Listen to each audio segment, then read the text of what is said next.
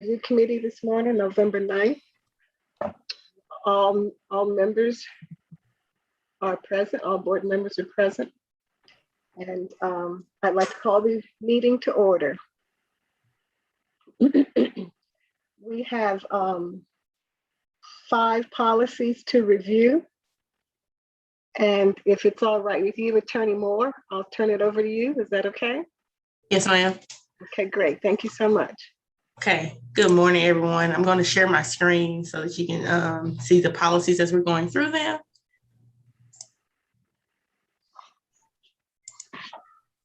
Going to try to share my screen. Ms. Williams, can you help me? Just go. Hey, I have it now. I have it. Uh-huh. Thank you. Can y'all see my screen? Yes. Okay, so the first policy that we will review is DE. Should be GD, damage or loss charges policy. So I'll pull that one up. And I will turn on so we can see what changes that we made to the policy. I will let Mr. Albright jump in and explain the changes that were made to these policies. And I know that one question we had, Mr. Albright, was how does the parent or visitor know who the school administrator is? Because we've changed principal to school administrator throughout most of these policies that we're reviewing today. So if I may, the only reason that we made some changes was to make sure that there was an actual policy that could be further delineated to provide for cases of loss and damage, and that they would then follow the policies as stated in our fixed asset management procedures, as well as the policy on fixed asset management DOA. So what that really gets down to is that individuals are responsible for the property that they have signed for. If there is loss or damage, it has to be reported. And according to the procedures, that would be within a 24-hour period. If it's stolen, it has to have a police report filed through our campus enforcement so that we have a legal means of going to either our insurance or other means to be able to be reimbursed for those specific items of equipment, or in the case of real property, damage to the actual property. Mr. Albright, did I understand you correctly to say that if there is damage or loss, it has to be paid for within 24 hours? No, it has to be reported within 24 hours. Oh, okay, great. Yes, ma'am.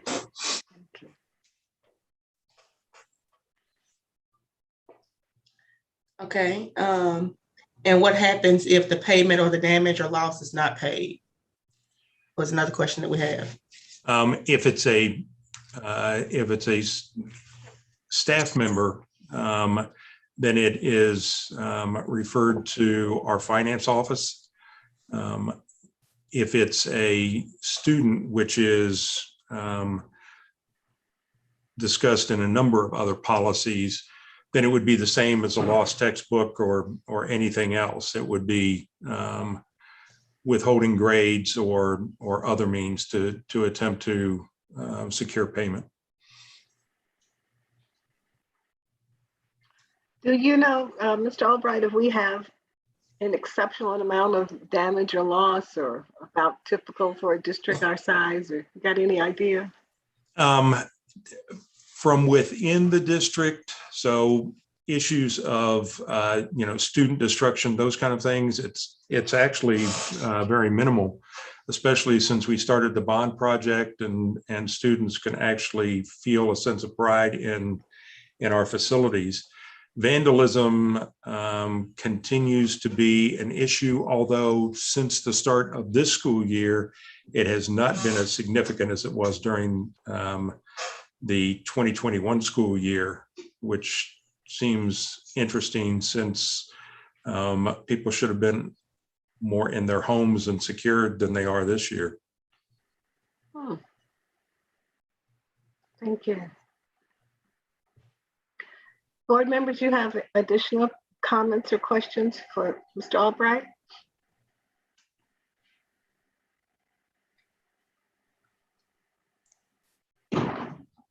And I guess my question was we've changed in many of our policies from principal to school administrator.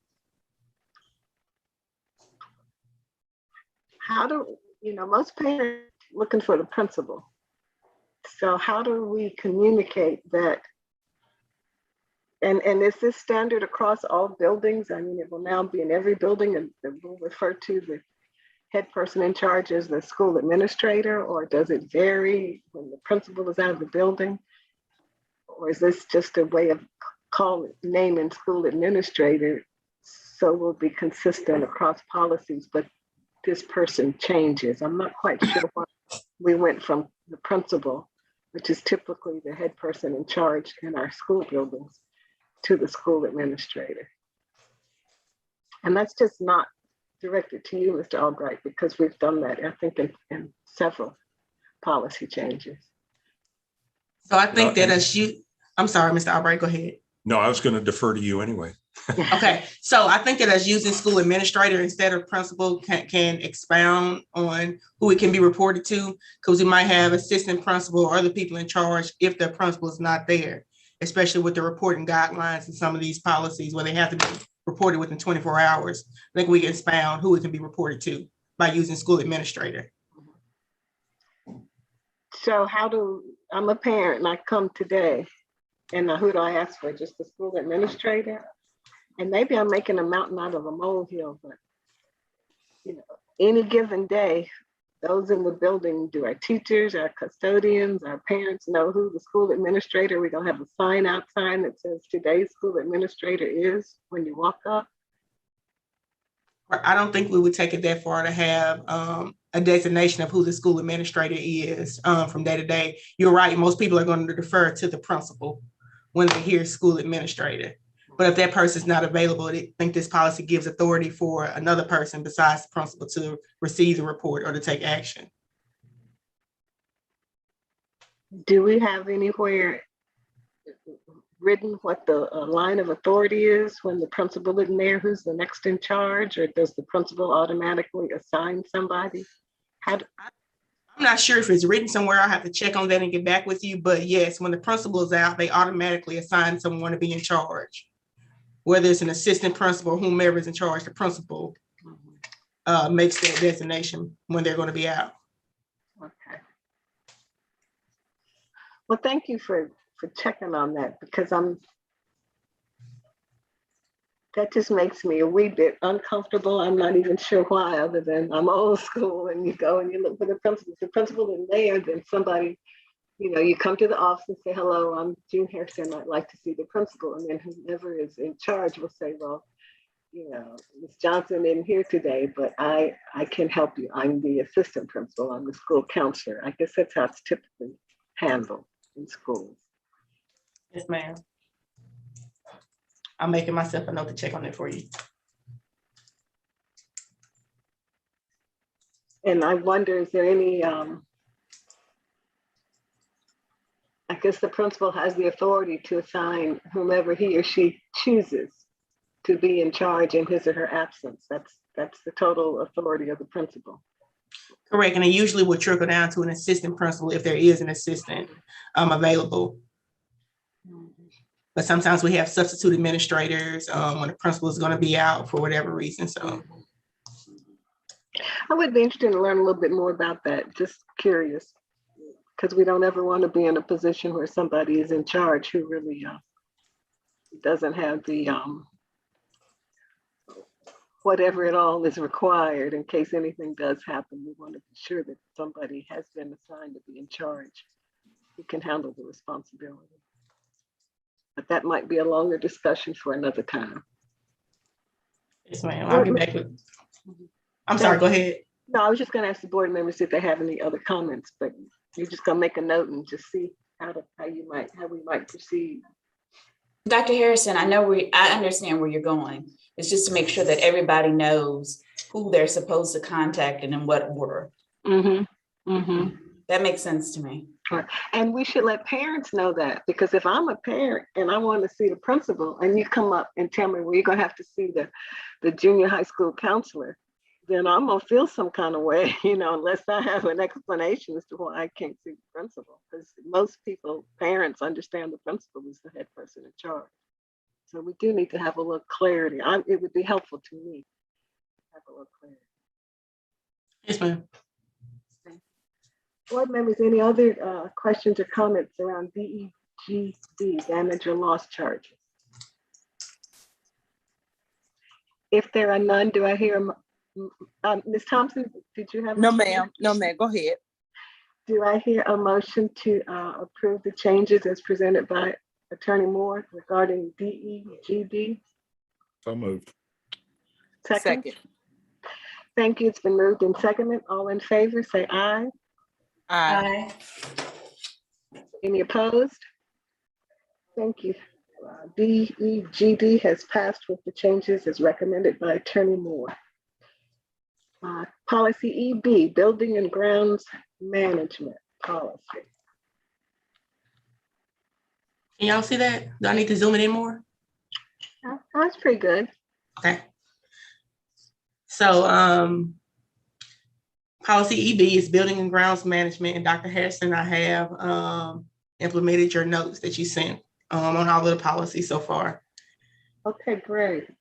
I will again show the changes that we made to the policy, and I will let Mr. Albright jump in and explain the changes behind this policy EB. So instead of everything falling on the shoulders of the school administrator, this really moves the chief operations officer into that role, or validates that the chief operations officer truly is responsible for the cleaning, the maintenance, the continuing repair and care of the facilities of the district.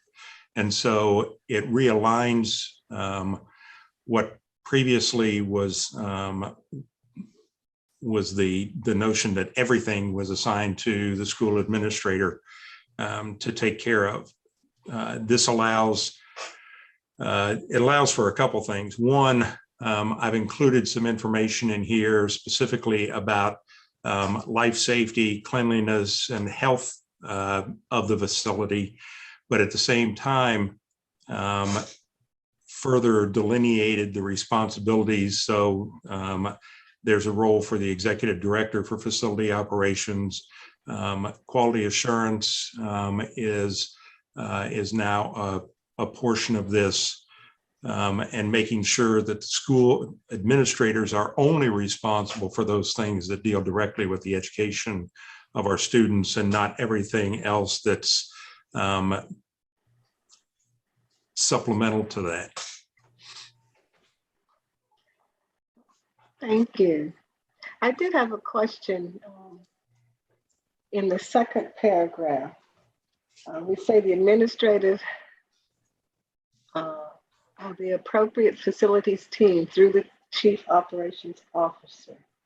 Okay, great. That was my question. Thank you for clarifying that, Attorney Moore. The appropriate facilities team, but do we know who through the chief? Okay, so whoever's in charge that day would contact the appropriate facilities team through the chief operations officer. So that means they first call the chief operations officer, and then the chief operations officer would let that principal or that administrator know how to move next. Is that correct? What happens is that the school administrator puts in some sort of service or work request through the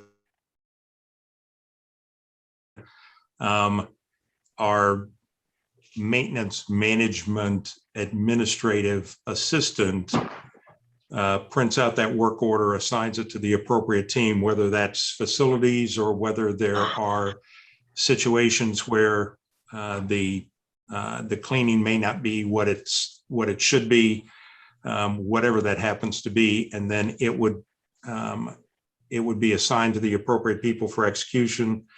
The executive director for facilities operations in her auditing system would ensure that the quality work was performed, and then circle back with the school administrator so that they know that the work has been completed and verified.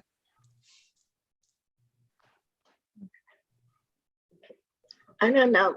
Board members help me. For me, that second paragraph, it would help me if we could say, like, the chief operations officer will, assign or identify or give authority to the appropriate facilities team, because now I understand that your explanation, Mr. Albright, that it depends on what the issue is. That will govern which staff you would assign to deal with it. So it seems like we start with the chief operations officer. Will assign the appropriate facilities team to be sure that every facility is clean, attractive, and in good repair, something like that. Because I was having trouble understanding who was responsible. Does that make sense? Could we just kind of wordsmith that a little bit differently? The Can you see what I did, Dr. Harrison? The appropriate facilities team assigned through the chief operations officer, or do you want it worded differently completely? It's just passive voice. If you said the chief operations officer assigns the appropriate facilities team. Mm-hmm. Right.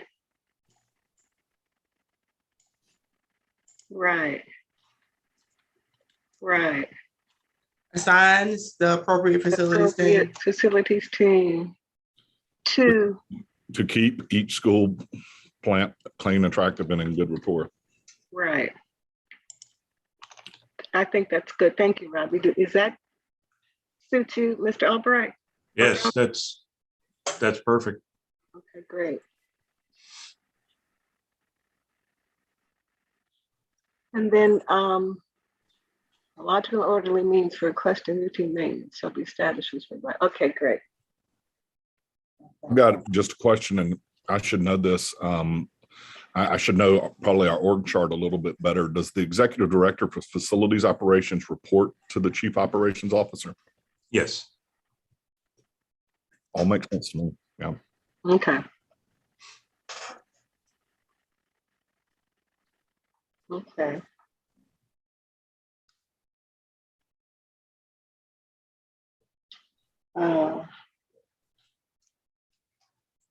I have a question. Mm-hmm. Mr. Albright, could you sort of tell us why we're making this change, why the responsibility is shifting from the school administrator? Basically, because I, as the chief operations officer, control all of the teams that affect cleanliness and repair and maintenance and general upkeep, grounds and all those kind of things. So to make the school administrator responsible for that is assigning a responsibility that they can't be held accountable for because they don't have the resources.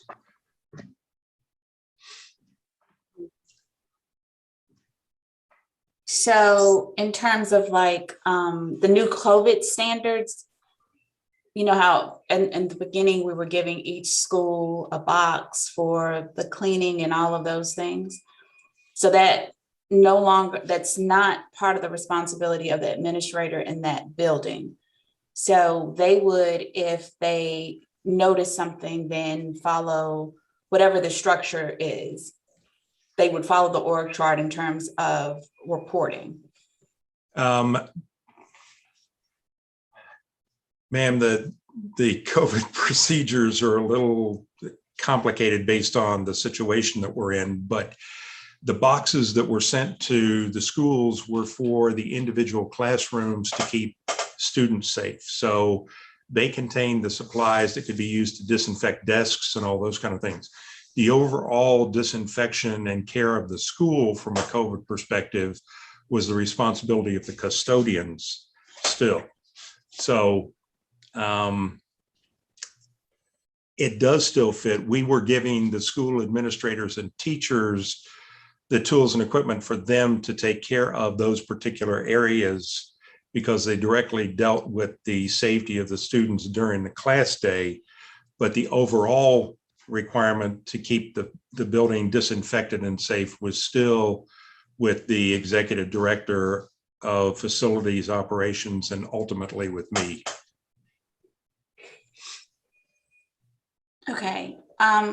So are there any other things that would overlap in terms of that would fall like directly in line of the administrator's responsibility? I'm trying to understand. From the standpoint of the building itself, the only other responsibility is as explained in the second sentence where it says school administrators should notify the appropriate facilities team to report deficiencies in maintenance, life safety, and cleanliness, those types of things. So on the school administrator side or teachers or anyone else who's responsible to the school administrator, it's only to notify of deficiencies, not to attempt to correct deficiencies. Got it. Got it. Thank you. Yes, ma'am.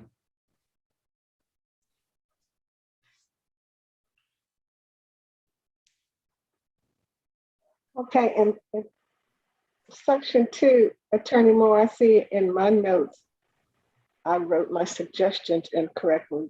Paragraph 1, organization for the preparing and serving of lunches, the job fulfillment of custodial personnel, and others are the responsibility of the Office of Chief Operations Officer. Yes, ma'am. Okay. I put it right there. Okay, great. Thank you. Yeah. Yes, Okay. ma'am. Thank you. Thank you. And that makes sense. That makes sense. That was what. Wait. That's how we already had it. Okay. Thank you. I had a question about paragraph 2. Can we insert clean in that second sentence? Did you do that? I did. Okay, great. Work areas and classrooms should be kept clean, attractive, and orderly. Great. Thank you. That's fine.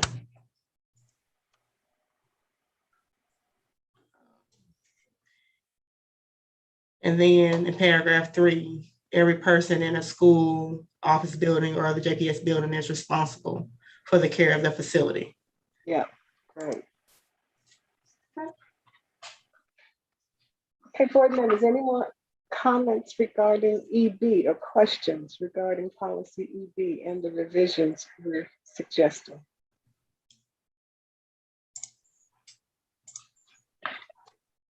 If not, do I hear a motion to approve policy EB as we have revised it this morning? So moved. I hear second. Second. Moved and properly second. Thank you. All in favor say aye. Aye. Aye. Aye. Hearing no opposition, we have approved policy EB with the changes recommended by Attorney Moore. Okey doke. EBD, long range maintenance of buildings and grounds.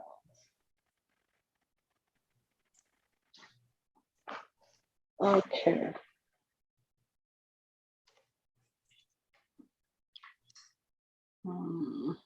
Okay, so again, I will let Mr. Albright jump in, but I'll state that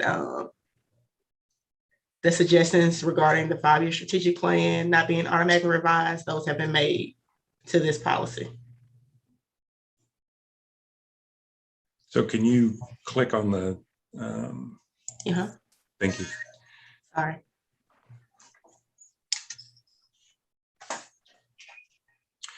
So the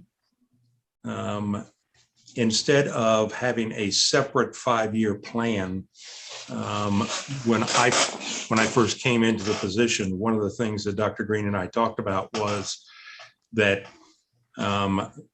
facilities, learning environments as a whole should be an integral part of our 5-year strategic plan. They fall into both joyful learning environment, well, specifically into joyful learning environment. And so from that perspective, as we update the 5-year strategic plan and continue to review and revise to make sure that it accurately reflects our approaches in education and our improvements to education, then facilities are considered at the same time by me and my team.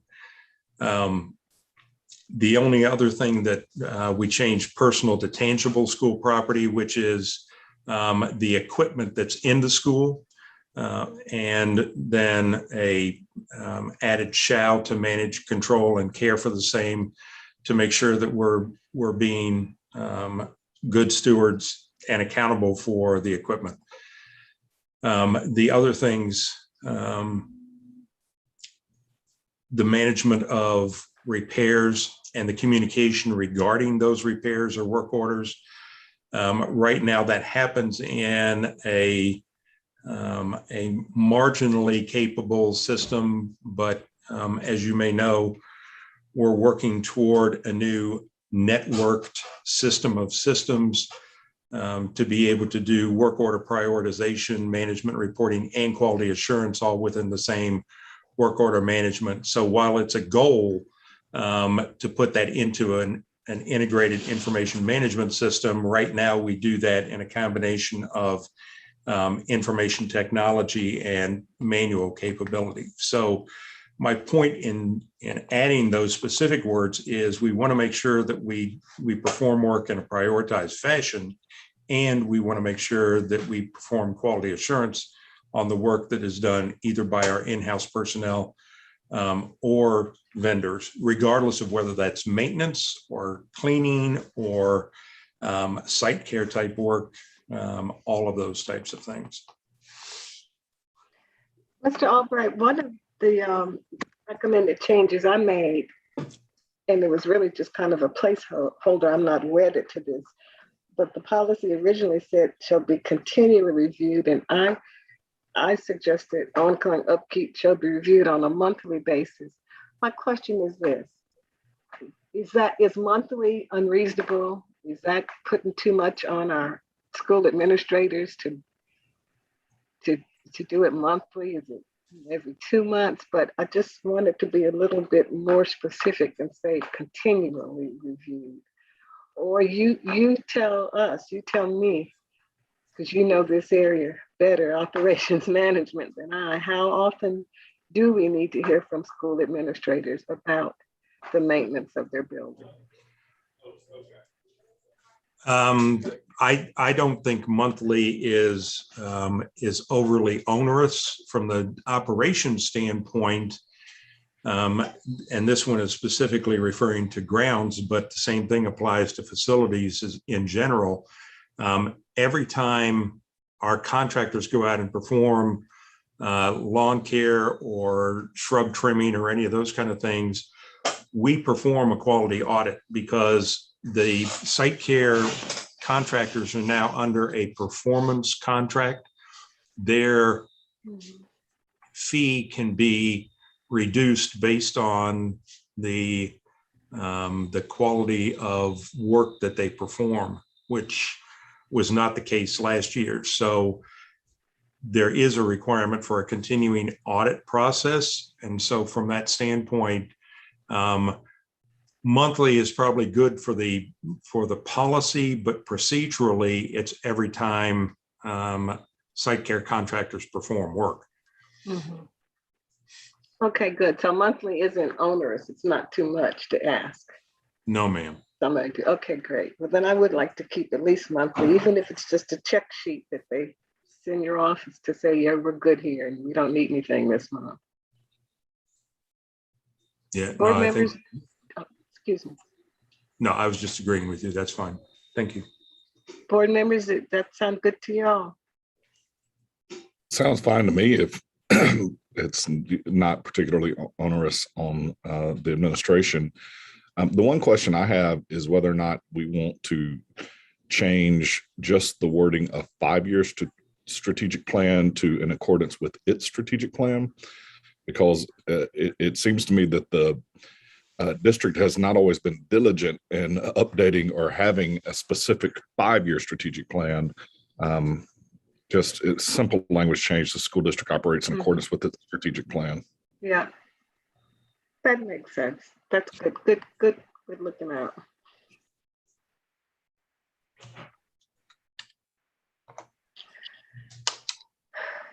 Okay, though. Thank you. Okay, any other questions or comments around EBD?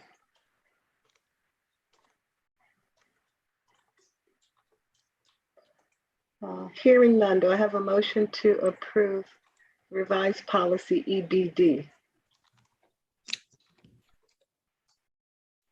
So moved. Second? Second. It's been moved and properly seconded. Board members, all in favor of approving the changes to policy EBD signify by saying aye. Aye. Aye. Any opposed?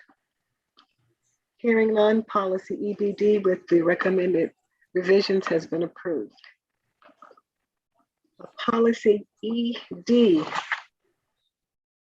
which we have changed the name to Child Nutrition Services. Do we need to include? I guess we do need to include keep management, Child Nutrition Services management, because this is talking about how we manage our child nutrition services. Okie doke. Ms. Attorney Moore. Okay, this policy has been amended to change the name of the policy from food services management to child nutrition service management to align with the name of the department. Okay. I think we also changed school administrator in this one. Let's see.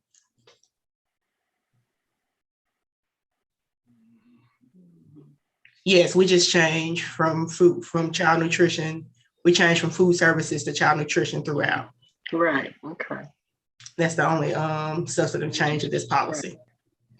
Right. We had some minor changes in under section 2, but that's just to make it clear. Yes, I did. I put those changes in there. I'm sorry. I do have a question about reimbursable meals. Wait, go to under 3. Right here. Right. Food service program operates on a nonprofit basis. Reimbursable meals are available for all students that meet at least 1/3 of their daily food requirements. I'm not sure I understood, and I don't know if my revision was correct because I'm not sure I understood. What meets each meal meets 1/3 of their daily food requirement? Is that what we're saying? Mr. Albright can speak to the daily requirement.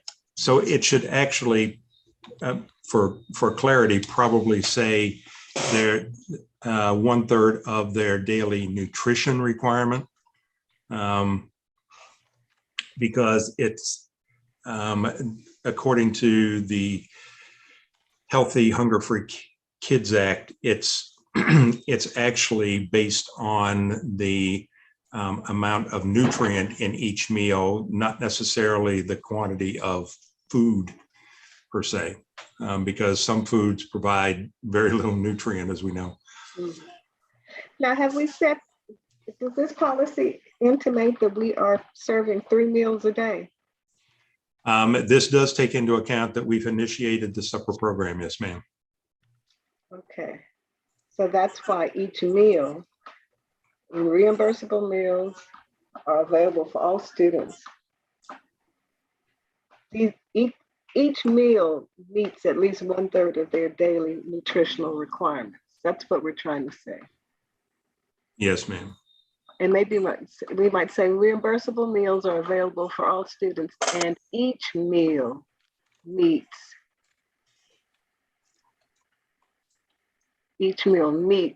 at least 1/3 of their daily nutrition requirements. Okay, great. I have a question. Mm-hmm. It's back up in the where it says the executive director of child nutrition services is responsible for the operation of the program in the individual school sites and using the school cafeteria. You kind of, Meaning, Cynthia, you're kind of going in and out.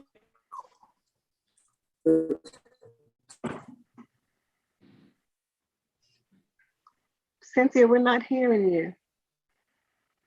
I'm sorry. Do you mind starting over? Can y'all hear me? Yes.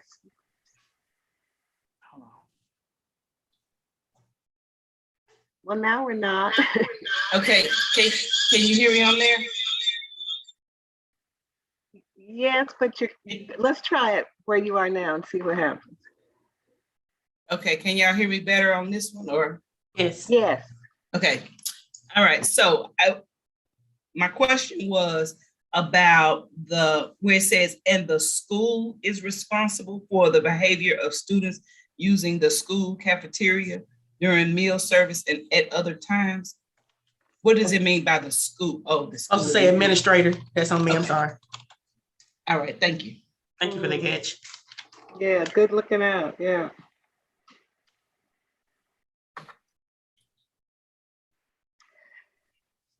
Because sometimes the students, I don't know, when I was at JPS 10 zillion years ago, we used the cafeteria for other things as well. So even though we're not eating a meal, we still have to monitor and support the behavior of our students.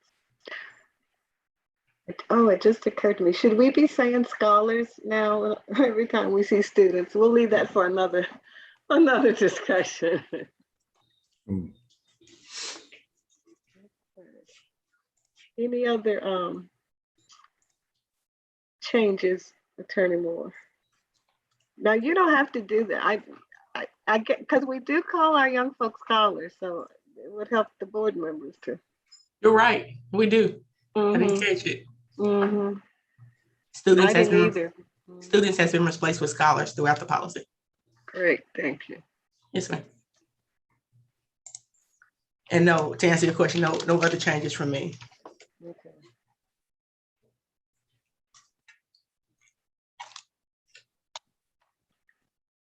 Okie doke. Board members, any questions or comments regarding policy ED, child nutrition services management? Hearing none, do I hear a motion to approve policy ED with these changes? So moved. In a second? Second. Thank you. It's been moved and properly seconded. All in favor say aye. Aye. Opposed? Aye. Aye.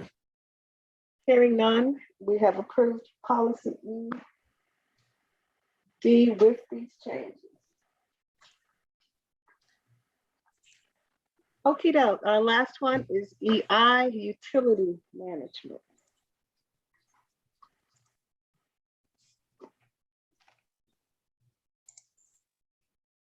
Okay, I will pass the torch to Mr. Albright. Okay, thank you. This one, there were a couple reasons for the change. One is as we go through the energy process, and we are looking at potentially contracting for performance contracting energy management services again. But water is as significant an expense, and in some cases, much more problematic than our energy-based utilities. As we saw from the winter storm last year all the way through this year, we continue to have problems with leaks, with collapsed sewer and water pipes, with a number of different areas. And so from the standpoint of this being a non-renewable resource, and the requirement to steward this as we would any energy, that's why I wanted to change it to utilities. And then from the standpoint of being responsible from a sustainability perspective, being able to use our utilities in part of our discussions with our scholars on renewable resources or non-renewable resources, and from the standpoint of carbon footprint reduction for the district, all of which are issues in our world of climate change. I thought it was appropriate to redirect this particular policy to utility management and talk more about conservation management, sustainability, all of those areas in this particular policy. Great, thank you. I like the changes that we've made to this one. I did have a question. I know when this board was first seated in 2016 or 17, I forget when it was first seated. 16? 17. 17, thank you. Our water was of great concern to the community, and I believe it was Working Together Jackson helped fund and conduct testing of water in our schools, and we found it was not a good report. We had, Jackson's water is troubled, and that falls over to JPS's water. Will there be any kind of testing of the water that comes out of our fountains and faucets? Is that anywhere in the budget or long-range plans of how we can be confident that when our team and our scholars lean over and take a drink of water out of the water fountain, that it's going to be clean, good water? So under not only the bond project, but the ESSER funding projects, any water bottle refill station will have filtration incorporated, so that we can ensure that at least the water that comes out of our water fountains is clean. The child nutrition department is doing the same thing for their kitchen sinks and anything they use for cooking. What we haven't been able to do, and this is one of the areas that I'm concerned with, that we're going to bring up to the EPA administrator on the 15th, is the fact that ESSER funding will not provide for filtration of all water that comes into our school buildings. And we know every time there's a pipe break, there are issues with the water that comes through the system for a period of time after that, resulting in boil water notices and all sorts of stuff.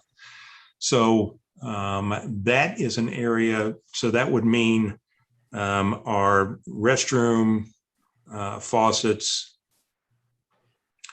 any of the like custodial closet sinks, any of the sinks that are in our elementary school individual classrooms, none of those would see filtration under what we're currently allowed to do. That certainly stays in my area of responsibility and in the budget, both the capital planning budget and other locations. But I really want to see if the federal government doesn't have the capability to provide grants to be able to take care of this, especially in line with the significant issues that continue to plague the Jackson City water system. Mhm. Okay, great. Thank you for Yes, ma'am. keeping on top of that, because our working together Jackson partners have their hands full, but we need to be prepared when they, if and when they decide to come back around and check on the status of our water. It's always good to be at least on top of it and trying to address that issue. So it's good to hear that where we've made renovations in our ability to fill water bottles, that water will be clean. So that's good to know. Board members, any other questions for Dr. Albright, Attorney Moore, regarding these policies we've reviewed this morning? I don't have a question. I just wanted to say I really do like this policy and the fact that it's forward looking. And so thank you, Mr. Albright. Yes, Great. ma'am. Exactly. Agreed. And I'll say the water issue is one that I actually have people reach out to me about, from the community. So thanks for this.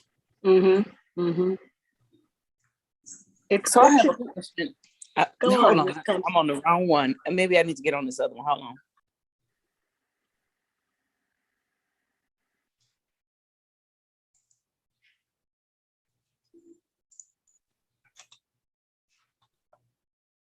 Can y'all hear me? With an echo. Yeah, it's a little echo this Okay. time. So the question was in regard to the water, I guess the water bottle filling stations. That's that technology, or that's in all the schools right now currently. Not currently. What's happening is, as we do bond renovation and we're doing restrooms, then typically those are receiving water bottle refill stations. We do have a project under ESSER 3 funding that will put water bottle refill stations in all of our schools. The problem is, and this is MDE's requirement, that at least 50% of our water fountains or water stations have to be water fountains, not water bottle refill stations. So we're putting filtration into those as well as we replace them.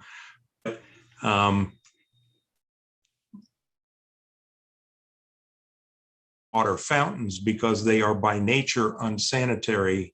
You have a line of scholars who go up to get a drink, and somebody's going to put their mouth all the way on to the fountain. Somebody's going to put their mouth on just the diverter over the top. It's just a place where, and keeping those, if they're a phenolic type material, clean and free of mold and algae and all the other things, is a constant maintenance issue. And so I really wanted to get all of those out, but MDE won't let me. But we will filter the water in all of those distribution capabilities.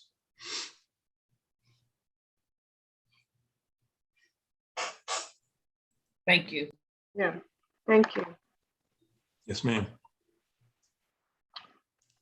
Okay, board members, any more questions or comments for Dr. Albright or Attorney Moore?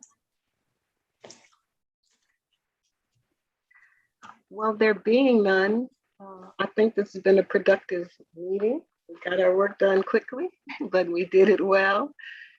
Do I hear a motion to adjourn? Did we vote on that one? No.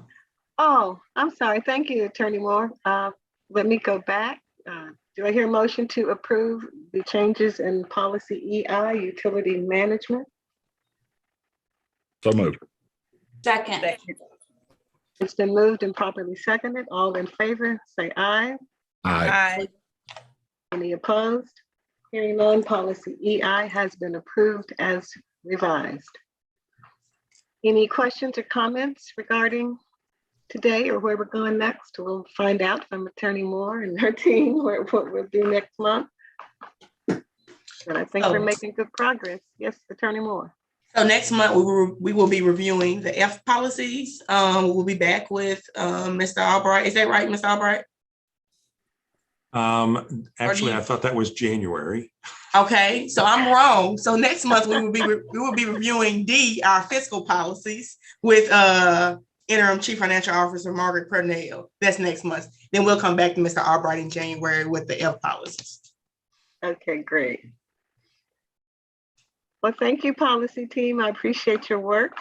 Attorney Moore, Dr. Albright, Ms. Williams. If there are no other questions or comments, do I hear a motion to adjourn? So moved. Second. All in favor, say aye. Aye. Opposed? Hearing none, we adjourn this meeting of the Policy Review Committee, November 9th, 2021. Thank y'all so much. Good work, Thank folks. you. Good, Thank you. thanks. Bye-bye. Have a good day, everyone. Yep, everybody. Y'all too.